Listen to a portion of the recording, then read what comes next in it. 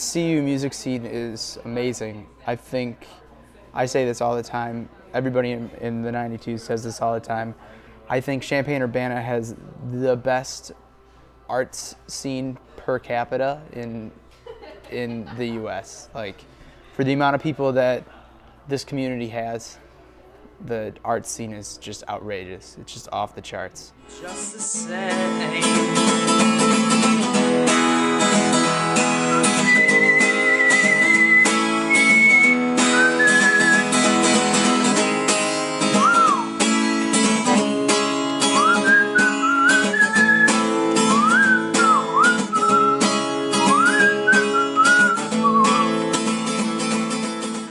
I'm not really sure what this town does to people that another college town doesn't. It might just kind of be the perfect storm of, you know, there's already a very strong art scene within the local population, outside of the student population, and the students kind of,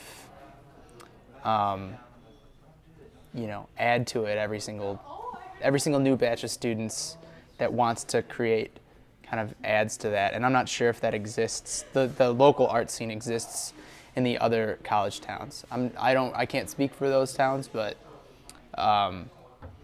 yeah, I think that's kind of why it works here so well, because there's already a network that new students can kind of jump into if they're dedicated and willing.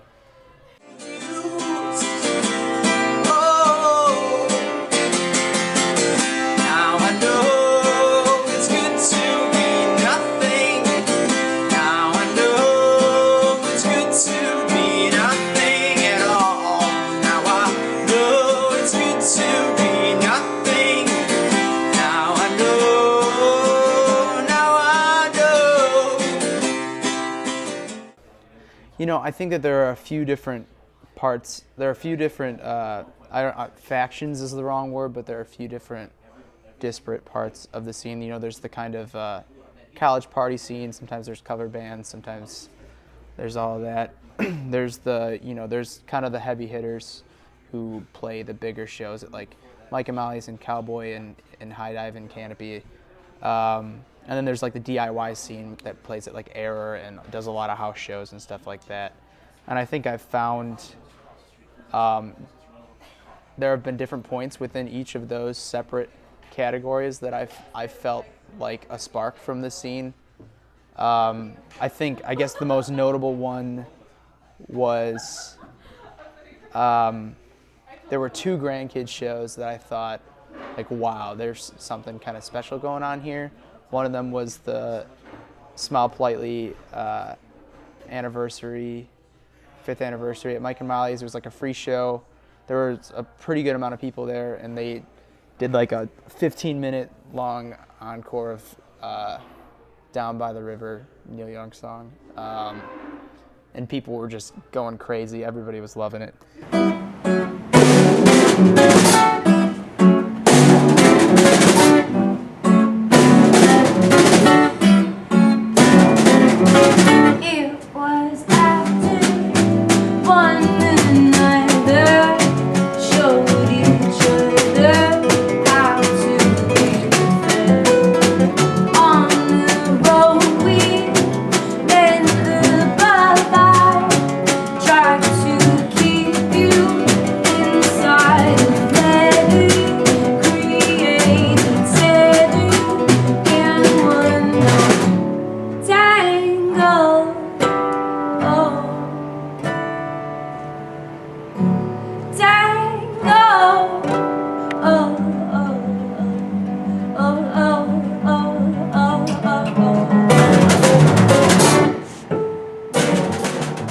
If you come to this town now, there's already decades and decades of history built into it, whereas if you go to Bloomington Normal at ISU, or if you go to Northern Illinois, I don't even know if they have a music scene around Northern Illinois, I'm sure they do.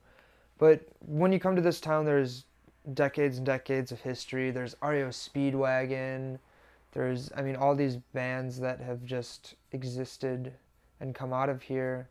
I mean, you got American football in the late 90s. That was, I mean, they're a huge band now that people like adore. And I mean, when you come to a town like that that has a history there, it makes everything that's going on now more special because it could potentially be history in the future. I think there's definitely a seal that sort of needs to be broken. Once you go to one show, it's hard not to go to more shows. It's hard not to become friends with all those people you meet there. And it's hard not to follow the bands that you find there. And then once you find those bands and meet those people, you start to find other bands and other people. And you start going to other shows. I mean, it's just like one thing leads to another very quickly. And I feel like that's how everyone's involvement in the music scene starts. I mean, the DIY scene is just always special no matter where you go, whether you go to a small apartment show in Chicago or a house show in Philadelphia or a show here on top of a parking garage in Champaign-Urbana, which happened earlier in the year, and people just fell in love with it. And I mean, there's something special about stuff like that, like house shows and everything, because it's something that's not supposed to happen, and on paper it doesn't make sense at all. Like you take 300 kids and pack them into a small little room in a house and then blast music into their ears. That it just sounds terribly uncomfortable and not enjoyable at all, but somehow just being there, it's something you sort of realize that it's special while it's happening. You realize like this isn't a setting for live music. It shouldn't be the way it happens, but it is. And when you go to a show that's in a house or in a bowling alley or on a parking garage or just on the street somewhere, it just makes it that much more special because you know it's not something that should realistically be happening and it's not the natural setting.